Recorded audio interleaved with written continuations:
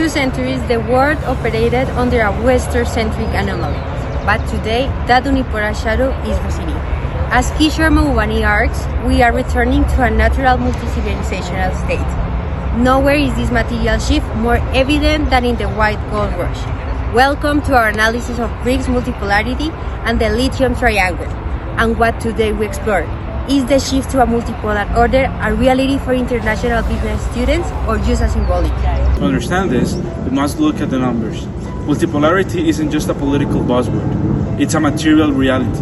70% of the world now trades more with China than with Washington. We are witnessing the rise of the global south, a term that has replaced the outdated third world to describe a bloc that now controls the critical nodes of the global supply chain. In the lithium market, demand is no longer Western.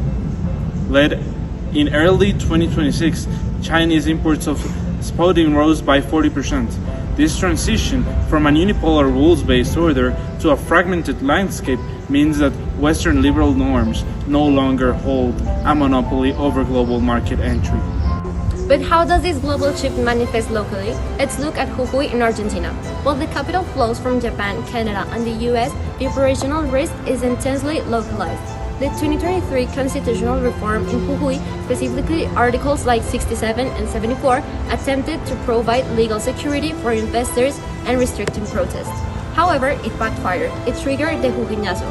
This illustrates a core international relations tension, the clash between provincial laws, national constitutions, and international treaties like ILO 169. For an international business student, this case proves that green extractivism creates a paradox where decarbonizing the north consumes the vital water resources from the south. International business student, why should we care? Well, social conflict is now translated into capital repricing, and when the Jujeñazo breakout, Allkem's value in the Sydney Stock Exchange dropped. For that, investors are no longer just pricing geological risk, they are pricing too the ESG risk.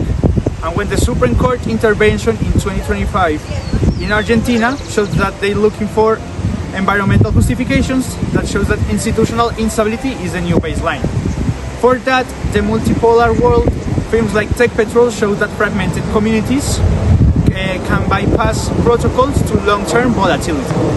So, what is the verdict for global firms? The multipolar shift creates a complex matrix. Opportunities. Firms can now leverage competition between the United States, European Union, and China to negotiate better terms. Resource holding. States have gained strategic bargaining power as swing producers. Risks. We are entering a legal minefield. Transnational advocacy groups like the Justicia ensure that local violation in the PUNA reach global boards of directors. Multipolarity means that political risk has moved from the periphery to the very center of corporate strategy.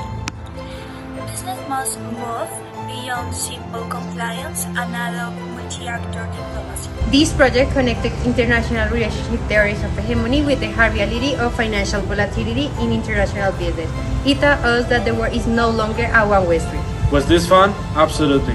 It allowed us to see how battery in a Tesla is linked to a Supreme Court ruling in the Andes.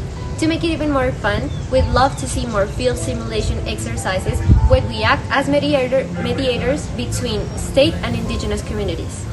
Establishing links between international relations and international business is the only way to understand why the local protest in Argentina can change the portfolio of London investors. In conclusion, BRICS and the Global South are not just symbolic. They are accelerating a material shift that demands a new mindset. In a multipolar world, all civilizations and their local communities demand to be treated as equal. Thank you for joining our analysis.